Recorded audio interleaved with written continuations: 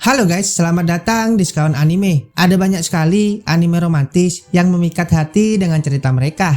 Namun, di antara yang paling istimewa adalah yang menampilkan kisah cinta yang berujung pada pernikahan. Nah, di video kali ini kita akan membahas tentang anime romantis terbaik dengan ending pernikahan. Tapi, sebelum kita lanjut, untuk kalian yang baru di sini, jangan lupa untuk klik tombol subscribe dan aktifkan lonceng notifikasinya supaya kalian tidak ketinggalan video terbaru dari kita.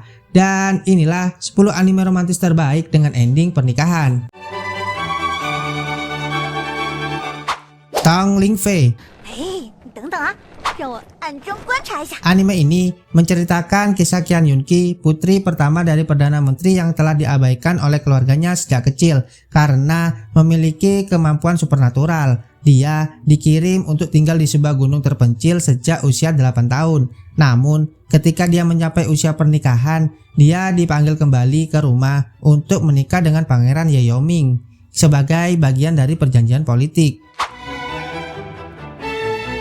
Final Approach. Anime ini berpusat pada seorang remaja laki-laki bernama Ryumi Suhara yang hidupnya berubah drastis ketika pemerintah Jepang dalam upaya untuk mengatasi krisis kelahiran yang rendah memutuskan untuk menerapkan program pernikahan paksa. Ryo dipilih sebagai salah satu peserta program ini dan dipasangkan dengan seorang gadis bernama Shizuka Masuda.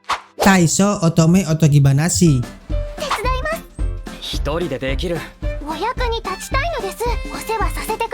Anime ini berpusat pada Tamahiko Shima, seorang pemuda dari keluarga kaya yang mengalami kecelakaan tragis.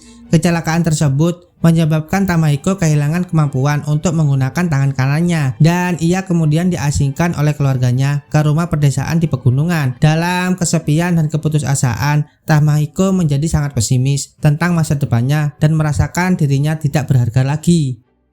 Kono Sekai no Katasumini.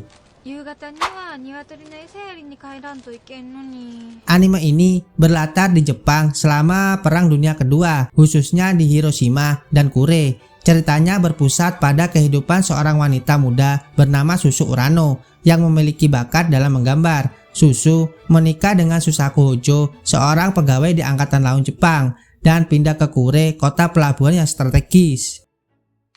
Koi Touso.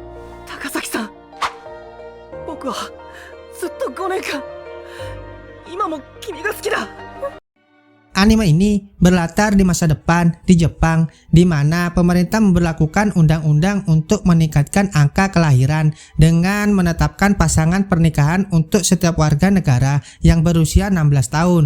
Dalam sistem ini, orang-orang tidak diizinkan untuk memilih pasangan hidup mereka sendiri. Pasangan mereka dipilih oleh pemerintah berdasarkan kecocokan genetika yang diyakini dapat menghasilkan anak-anak yang sehat dan cerdas.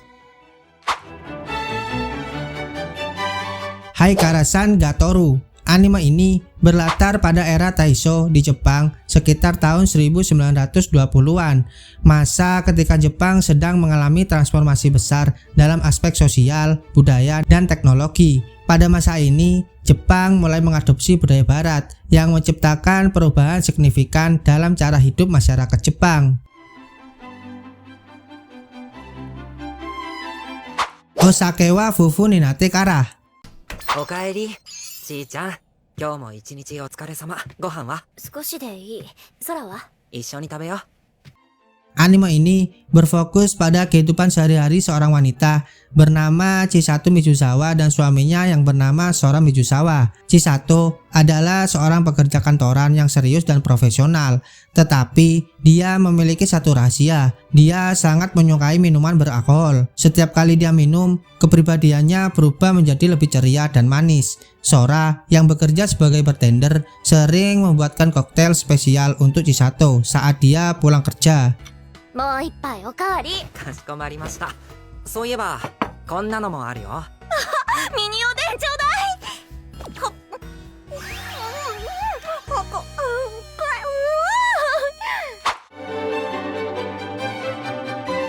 Goku Sufudo. Anime ini menceritakan tentang Tatsu, seorang mantan yakuza legendaris yang dikenal dengan julukan Immortal Tatsu. Setelah menikah, Tatsu memutuskan untuk meninggalkan dunia kriminal dan menjalani kehidupan sebagai suami rumah tangga yang sepenuhnya berkomitmen. Meskipun telah meninggalkan kehidupan penuh kekerasan, Tatsu tetap membawa keterampilan, disiplin, dan ketegasan yang sama dalam tugas-tugas rumah tangga sehari-hari. Watashi no Shiawase no Kekkon. ミオ手を出してごらん。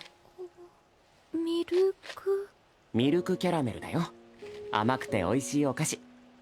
Anime ini berlatar pada abad ke-19 pada era restorasi Meiji, di mana budaya perjodohan di Jepang saat itu memang cukup kental dan bahkan masih terjadi hingga saat ini dalam beberapa kondisi tertentu. Selain itu, anime ini juga familiar karena terinspirasi dari dongeng Cinderella, di mana sang MC Miu Saimori harus hidup sengsara karena perlakuan buruk ibu tiri dan saudara tirinya.